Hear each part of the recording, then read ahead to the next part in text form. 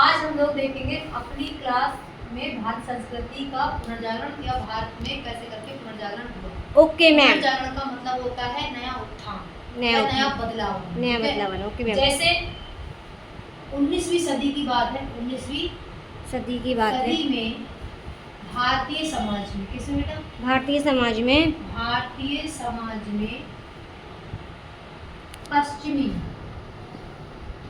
पश्चिमी संस्कृति से प्रभावित होकर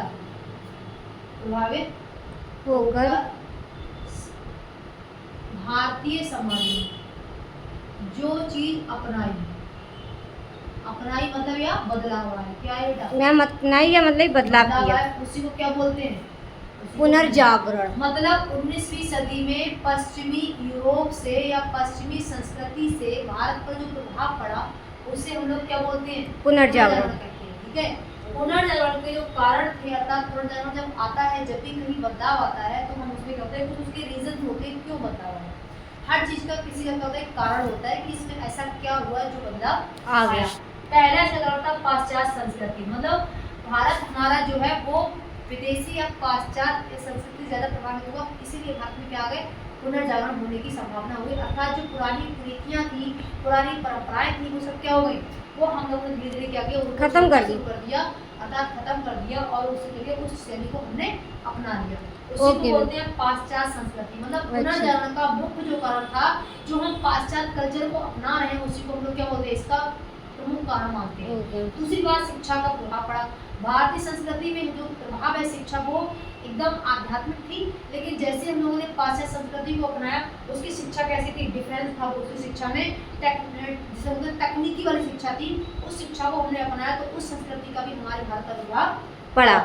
उसके बाद ईसाई मिशनरी, सबको पता है कि ईस्ट इंडिया कंपनी ने हमारे देश बहुत दिन शासन किया था, तो वहाँ के जो यूरोप के अर्थात जो पाश्चात्य लोग थे वो ईसाई लोग थे। इन्हीं ईसाई मिशनरियों के जो जनजीवन था, ईसाई मिशनरियों का जब प्रभाव था वो हमें भारत संस्कृति पर पड़ा।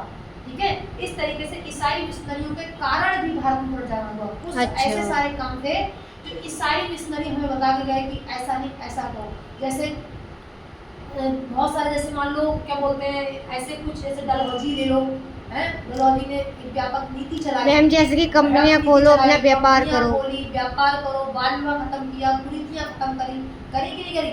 तो ये सारा कार्य का काम किसने किया, ईसाई मिशनरियों के द्वारा भी हुआ, जिससे क्या हुआ, भारत की संस्कृति पर प्रभाव पड़ा। दूसरा, सुधारों का प्रभाव। जब भारत में बहुत सारी कुरीतियां हो चुकी थी, भारत संस्कृति में बहुत सारी बुरी नीतियां अपनाई जा रही थी, उस समय कुछ सुधारक पैदा हुए, मतलब उन्होंने अपना नया एक उत्थान पैदा किया, नए विचार लाए, नई विचारधारा लेकर के आए, तो उसी का क्या हुआ, भारतीय संस्कृति पर प्रभाव पड़ा। मतलब सुधारकों का होने से भी भारत की संस्कृति और भारतीय पुनर्जागरण हुआ। दूसरा, विदेशी संपर्क में। उस समय जब हमारे देश में व्यापार चल रहे थे, तो जब पाश्चात्य शैली आई, कौन सी शैली आई बेटा? पाश्चात्य शैली आई, तो इस शैली क्या किया गया, उस शैली को हम लोगों ने अपना करके विदेशी संपर्क में हम लोग आए। जब विदेशी संपर्क में आएंगे तो आपस में हमने क्या किया, कम्युनिकेशन किया, आपस में हम लोगों ने कंजर्वेशन किया, मतलब आपस में हम लोग वार्तालाप किए। तो वार्तालाप करने से क्या, भारत संस्कृति के गौरव का भी ज्ञान हुआ और उनको भी हमारे भारतीय ज्ञान का असर है। हमने अकेले उनकी चीजों को ऑब्जर्व किया या अकेले हमने उनकी चीजों को अडॉप्ट किया, उन्होंने भी हर चीजों को अडॉप्ट किया।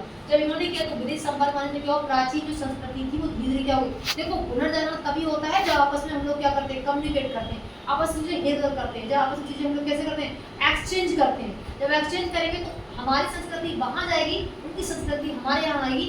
जब ऐसा होगा तो पुनर्जागरण होना संभव है। पुनर्जागरण का मतलब होता है पुरानी विचारधारा को छोड़िए और नई विचारधारा को अपनाइए। ये पुरानी विचारधारा मतलब हम लोगों ने छोड़ दिया और नई चीजों को क्या कर रहे हैं, आज भी। तो ये सारे पुनर्जागरण क्या थे, उस समय मेन रीजन थे, और आज ही पुनर्जागरण लगातार भारत में क्या है, हो रहे हैं, जारी है, हो रहा है कि नहीं हो रहा है। पुनर्जागरण होने से क्या हुआ, तो सुधार हुए। क्या हुए, सुधार। जैसे 19 सदी में प्रमुख सुधार होता है, इंप्रूवमेंट हुए। किस में इंप्रूवमेंट भी, सामाजिक सुधार हुए, कुछ जाति सुधार हुए, जनजातीय, कुछ धर्म सुधार हुए, और कुछ उसमें मुस्लिम आंदोलन से के कारण भी क्या हुआ, समाज में सुधार आए। जैसे पहला देख लो, जैसे समाज सुधार, पहले समाज में सोसाइटी में सुधार करने का काम किया, वो ब्रह्म समाज, मतलब सोसाइटी अलग से बनाई गई, उन्होंने कहा ना हम इस सोसाइटी में रहेंगे, उस सोसाइटी में, उन्होंने एक नई सोसाइटी बना ली, जिसे हम लोग बोलते हैं ब्रह्म समाज। ब्रह्म समाज के जो संस्थापक थे वो राजा राम मोहन राय जी थे। राजा राम मोहन राय ने भारतीय संस्कृति या भारत के पुनर्जागरण के से विचारधारा से ओतप्रेत होकर के इन्होंने अपना खुद का अपना एक समाज बनाया, अपना एक धर्म बनाया। एक तरीके से बोलेंगे तो उसको सुधार करने का इन्होंने प्रयत्न किया, ठीक है। मूर्ति पूजा वगैरह का भी इन्होंने खंडन किया था, लेकिन उन्होंने ब्रह्म समाज क्या किया, अलग से अपने समाज की स्थापना करी और सुधार करना वहीं से शुरू कर दिया। दूसरा आर्य समाज आया, ठीक है। आर्य समाज की स्थापना किसने करी थी, जैसे हम लोग बोलते हैं दयानंद सरस्वती ने की थी, इन्होंने की। फिर थियोसॉफिकल समाज आया, फिर रामकृष्ण मिशन आया, प्रार्थना समाज आया। मैं इनको सबको बारे में आपको एक एक करके डिटेल्ड में पढ़ाऊंगी। कहाँ पढ़ाऊंगी, जब सारे के सारे लेके सारे बता दूंगी तो वहाँ। अभी तो सिर्फ खाली डायग्राम में मैं तुम्हें सुधार बता रही हूँ, लेकिन जब मैं बताऊंगी तो तुमको एक एक करके सारा इसमें डिटेल में पढ़ाऊंगी। तो देखो, समाज सुधार में ब्रह्म समाज, आर्य समाज, थियोसॉफिकल, रामकृष्ण मिशन और प्रार्थना समाज, इतने सारे समाज यहाँ पर समाज में सुधार किया था। दूसरा जनजाति समाज। जनजाति मतलब ऐसे लोग जो किसी स्पेशल जगह पे रहते हैं या कोई कास्ट शेड्यूल्स वगैरह होती है, उसको क्या जनजाति बोलते हैं।